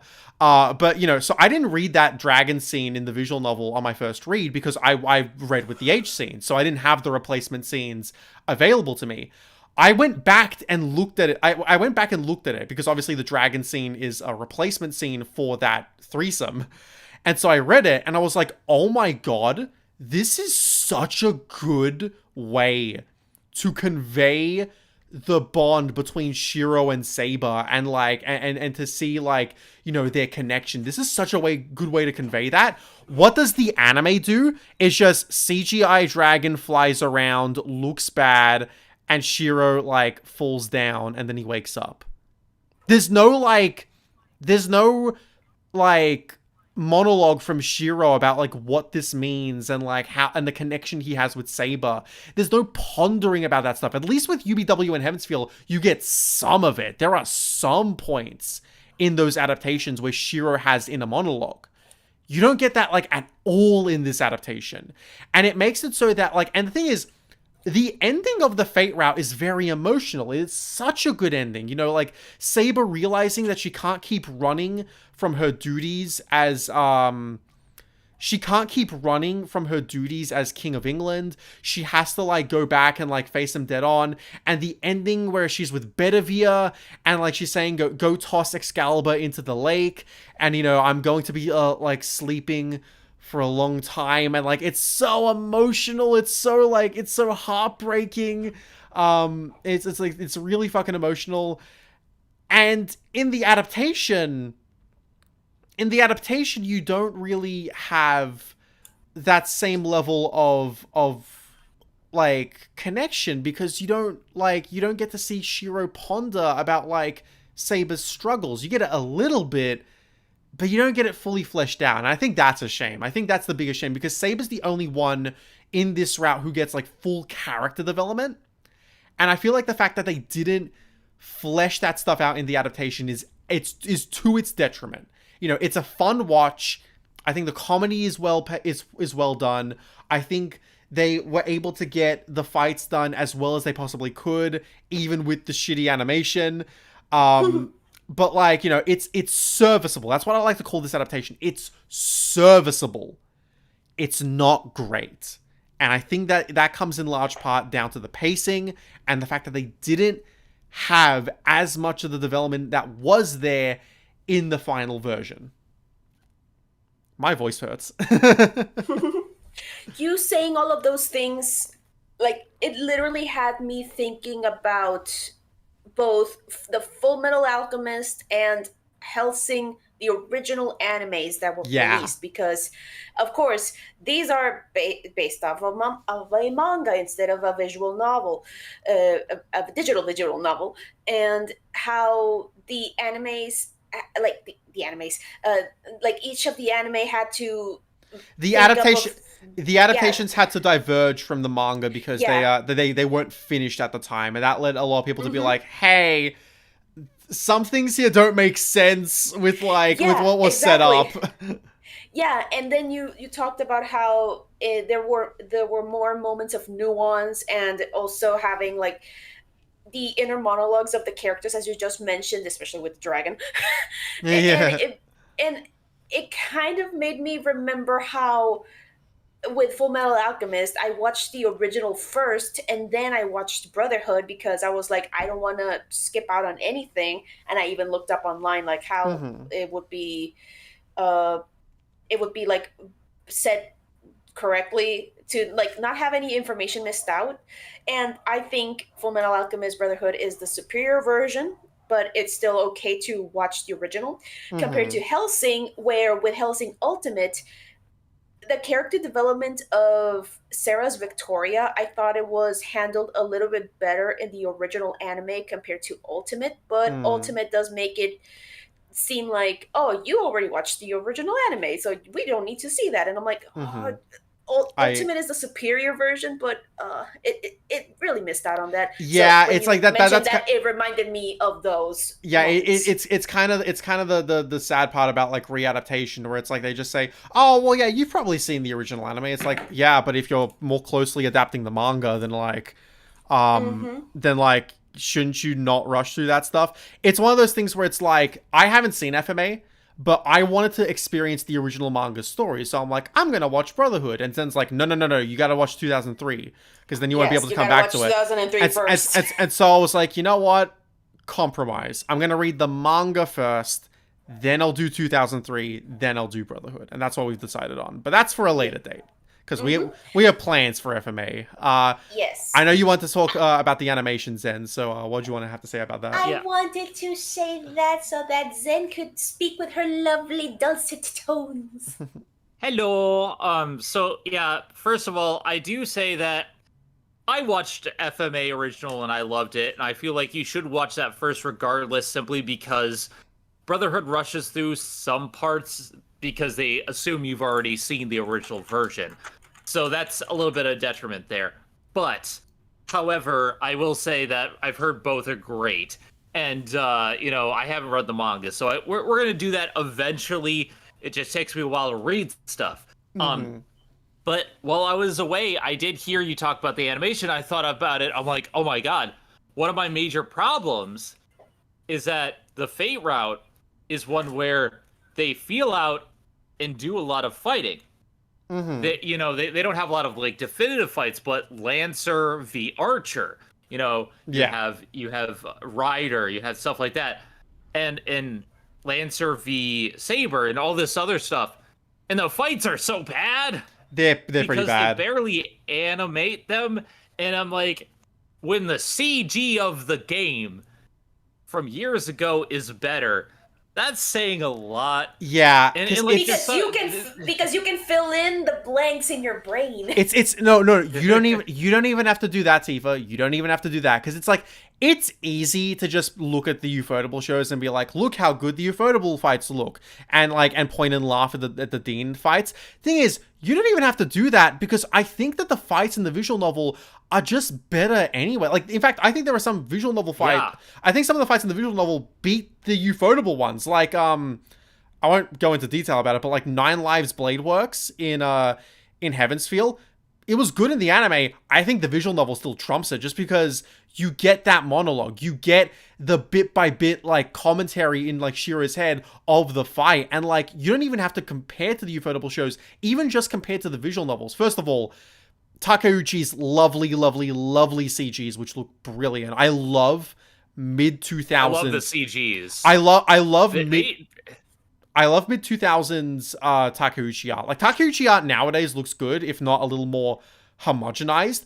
But like mid 2000s Takeuchi art looks stellar. I love it.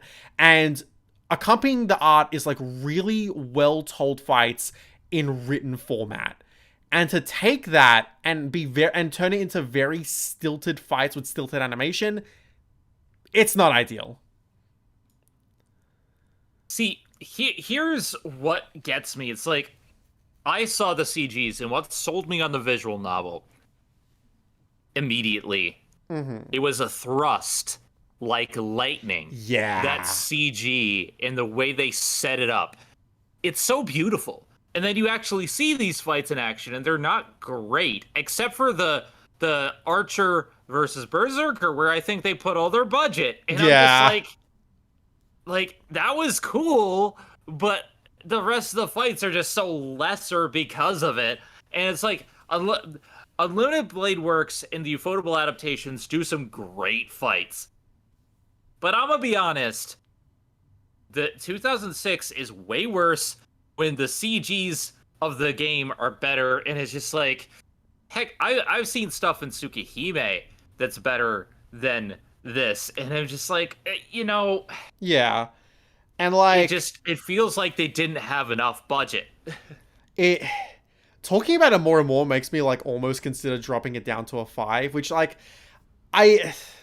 it's hard because like I think it's a 6 because of the Archer fight, the Archer v Berserker, but like only just. Mm-hmm. I think like they don't do anything that like seriously impact like or heavily like neuters the story like itself. Like again, it's fine. Like they don't do like a Persona 5 the animation where it feels like everything is like really rushed to the point where it's like some details are just like not like able to make it into the anime. And they don't do a fucking Tsukihime adaptation where it's like they're mixing together the Aquid and CL routes. That doesn't exist. No. Yeah. What am I they talking about? I think I made they this don't up. do a Danganronpa the animation where they just montage show stuff happening with no context. Like I give Danganronpa the animation a 5 because some of the stuff is okay, but the investigation portion is bad. Yeah, like so at least, like at least here, everything that needs to be in the route is there. It's just that some of that stuff isn't handled the best, I mean, Yeah. going back to the investigation, no, because I just had to bring it up. How many minutes did it take in the anime, and how many minutes did it take for that one investigation in chapter 2 in the abridged version? Like, it feels like Danganronpa abridged. It feels like it. Yeah. At times. And that's saying a lot. That said, the anime is still worth watching just because of the fucking dub. I got something important to tell you, and no, it's not about the squid. I will say that the dub for Fate 2006 is really good. And, like, there are some parts that I have issue with, but overall, it grows on you. It's definitely not a 5. It's a 6. It's one of those things that watch it after you've seen the game. Yeah, absolutely. I can recommend. I can't recommend reading the game first enough. It's as far as the dub is concerned, I will admit, a part of me like kind of like Sam Riegel more as Shiro than I do Bryce Papenbrook, and I'm a big Bryce. I agree there. I love Danganronpa, but yeah. I am a big Bryce Papenbrook defender. I think anyone who says I love me my Inosuke, but yeah, like I get really annoyed when people say like, oh my god, Bryce Papenbrook is a shit actor. He does the same voice for everything. It's like, guys, an actor is not like, you don't have to have an actor bend their range for everything that they do. Like, like ProCD said this really well once in one of his videos where it's like, you are cast based on like what a casting director expects of you. And like, sometimes an actor is typecast because they're really good at doing a certain voice. And Bryce Papenbrook is really good at what he does, including voicing Shiro.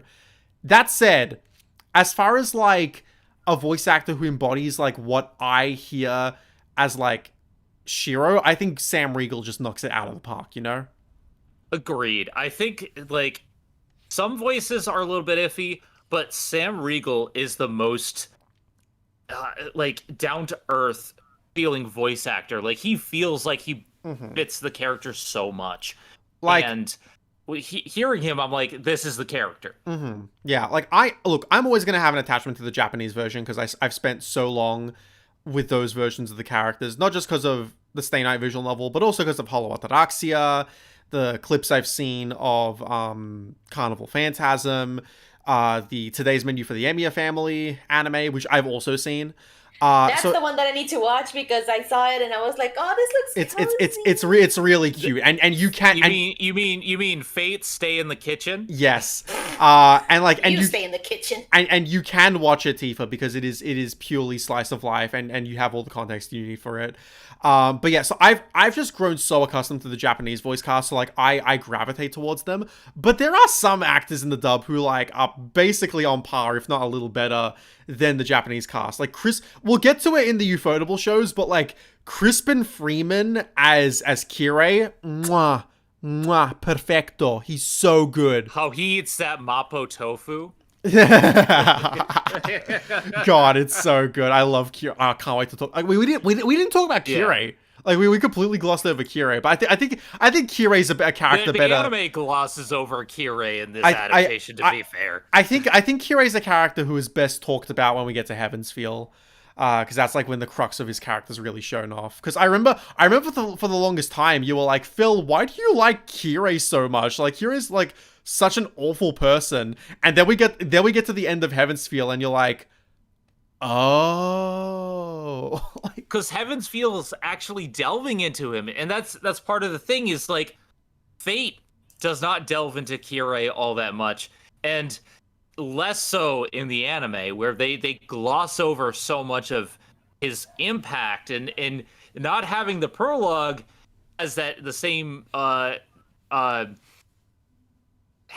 effect of, okay, well, we don't have Rin, but we also don't have her talking about Kirei at the and same their time. Connection.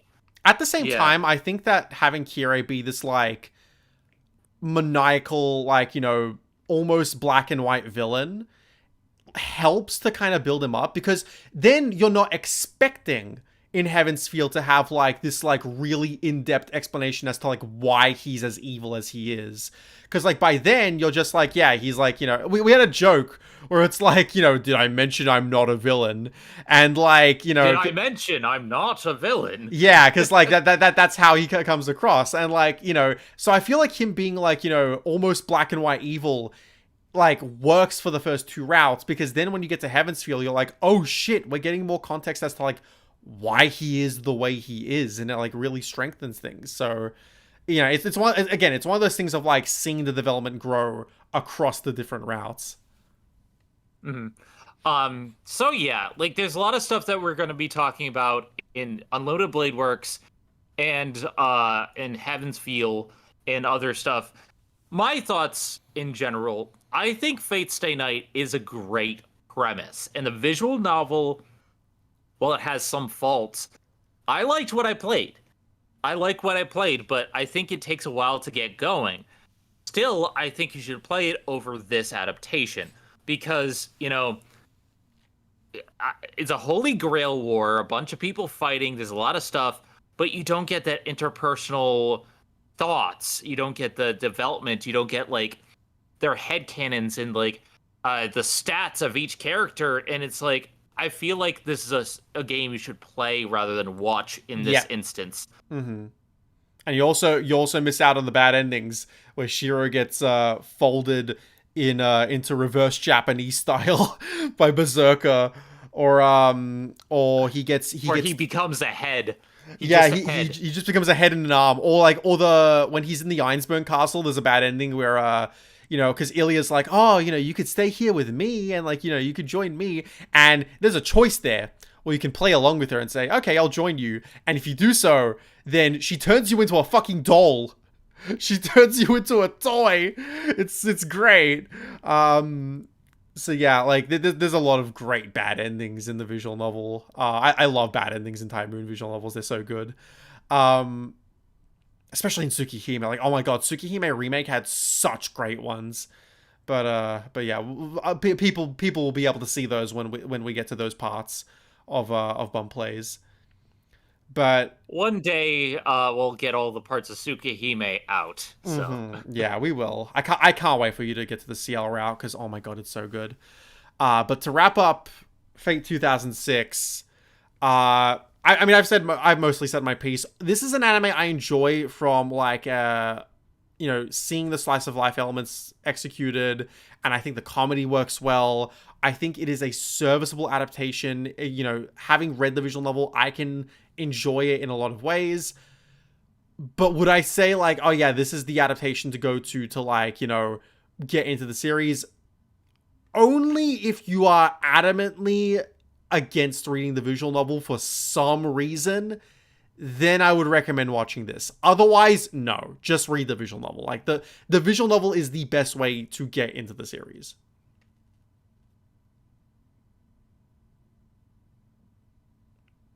Zen, Tifa? I already said my piece, Tifa. Mm-hmm. How about you, Tifa? Uh-oh, Tifa's away. Tifa stepped out. No. Quick. Tifa. No. Dun, dun, dun, dun, dun, dun, dun.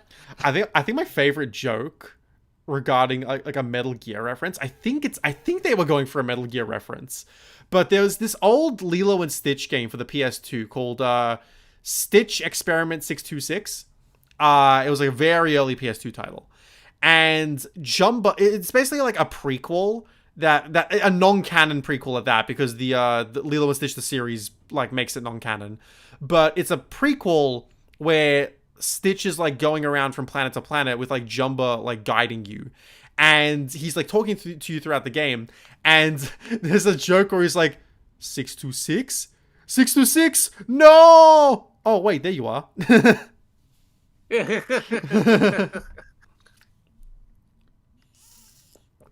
Oh, no. I think we lost Tifa. We've lost Tifa. Oh, no. No, We're at the final thoughts, too. She died in the war. She died in the war. She died on her way to her home planet. I have to go. My planet needs me. I will say, I do think we are going to have like really good discussions regarding Unlimited Blade Works in Heaven's Feel, because I think what made this podcast feel very like jumpy around is because we had to explain our histories. We had to like talk about how this was not a very good adaptation and all that stuff. Whereas like the thing is, Unlimited Blade Works is a great adaptation. So like I think we can mostly just talk about the story and how well that anime does. I always knew that it would like end up like this. But anyway, Tifa, you state your thoughts, final thoughts. I still think that this is a decent adaptation as somebody who has never played the original game visual novel game visual novella. We'll change that at some point. And I just think it's decent, it's good. And I know that my opinion will change once if I play it, because I do have Tsukihime, because I showed you when I found was it the special edition? You know, yeah, it's the limited edition, yeah, and like that limited edition is the only way that the visual novel got released in English. Yeah, and so when I showed you the picture when I was at a GameStop one day, and you were like, buy it. Yeah. I was like, buy that shit immediately, because you will not find it again. Buy it. Yeah, it's like, because for the most part, you gotta order that stuff online. The fact that you found it in store, I was like, buy it, because you will never see that in store again. You know? Yeah, I need to pick it up myself. I'm still sad that Stay Night and Hollow Ataraxia did not get physical releases. It's okay. Maybe in the future, kind of like how, kind of like how it happened with this is the only frame of reference that I have at the moment. Black Myth Wukong, that it had a few physical copies at the beginning, but they were more, I will say, there were more codes than anything, so people were very upset when they ordered the quote-unquote physical copy, until I don't know how many months ago when they finally released the physical copy. I had bought it digitally because that was the only way I could get it. So when I found out that they were going to release the physical copy, I was like, get me that shit. I need my physical trophy. There is a non-zero a non-0% chance that what they could do is bundle Stay Night and Hollow Ataraxia into one, because that's what they did in Japan, like for the 10-year anniversary in like 2014 or 2015 of the visual novel. Is like they took both games and bundled them together for like a limited physical release. So they could do that, where they bundle both games and release it physically like that, but only time will tell in that regard. Exactly, being said, because nobody knows when things are gonna when things are gonna happen. I mean, Yeah, like right now with we're that being focused. said, I am constantly looking out for physical copies. I got the physical Tsukihime because I knew it would be tough and whatnot. So like, if we see physicals, we're gonna get them. The physical Tsukihime, because you got the PS4 version where there's a certain character, won't say who because you're not there yet. But there's a certain character who's like fully naked with a cape, and they black out her entire body in the art book, not in the game, luckily, just in the art book. Whereas the Switch version's just like, yeah, we're not gonna do that. But yeah, so like there's some stuff that we need to check out. Either way, we all stated our final thoughts. Phil, do you have anything else to add to that, or? Nope, I basically said everything that I have to say, which means that the next time we reconvene for the Backslog, we will be doing Fate's Day Night Unlimited Blade Works, the Ufotable show, not the Studio Deen 2010 movie that released. Because yes, Studio Deen did make a Unlimited Blade Works movie that was like an hour and a half trying to cover the entire route. It's not good. I really want to show it to you guys. I need to see it. I want to show it to you guys for shits and giggles because it is hilariously rushed. There are points in the movie, like legit, at the start of the movie, when it's like they're going through like Shiro learning about the Grail War, and they leave the church, almost instantly they run into Ilya and Berserker, and Rin just has a line where she's like, oh, it's Ilya and Berserker, and then they instantly start fighting. It's like, okay, I guess we don't need an explanation as to how she knows about them. Oh, that sounds How do you know about the parts you weren't there for? That sounds rough. I really want to show it to you guys for shits and giggles because it is hilarious. But it like there's we should do that for shiggles. Yeah, but like next time we'll be talking about the Ufotable adaptation of Unlimited Blade Works, which is going to be really fun because I love it. I know it's Zen's favorite route. It's not my personal favorite route, but I do think that it is the best adaptation of the three routes. I will say that much. But yeah. Yeah. Anything else you guys want to add before we sign off? No, I think I'm saving some of the stuff for the next two routes because we are going to have more to talk about there. Mm-hmm. And obviously, like, I knew coming in that this would not be the best to talk about. For one, I'm not super big on the Fate route in general because I haven't fully finished the thing. But, like, there's just a lot going on with this adaptation that has problems. So, yeah. So with that said, I suspect we'll probably cover the UBW either at the very end of September or the very start of October. So look forward to that when it happens. Coming up next, as far as like, you know, immediate releases go, next month, well, okay, not technically next Monday, because the currently coming up Monday is the 8th. And like, I'm kind of counting this podcast as like our release for that week. So coming up on the 15th, on that Monday, we're going to be releasing the next Disney debate episode, assuming all goes well. We had a little bit of audio technical issues, so hopefully that doesn't end up being bad. Assuming all goes well, that'll be the next thing being released. After that will be the next Tsukihime part, and then we'll alternate from there and get back on schedule. But yes, until that point, and go ahead. Until that point. My end, I'm still working on Sonic Extras, but I'm almost done with that, and then I'll get started on more stuff soon. And I have, we have the History of One Piece script finalized, so I'm going to start recording that. So yay! But yeah, so we have stuff going on. Mm-hmm. With that being said, though, I am Philip. I am Zenith Warrior Princess, the cutest of ghost buns. And I am Tifa. And we will catch you guys next time for the Backslog for the Unlimited Blade Works Ufotable adaptation. It won't take a year this time, we promise. Alright, have a good one, everyone. Bye-bye. Have a good one. Bye. Bye. Can I get food now?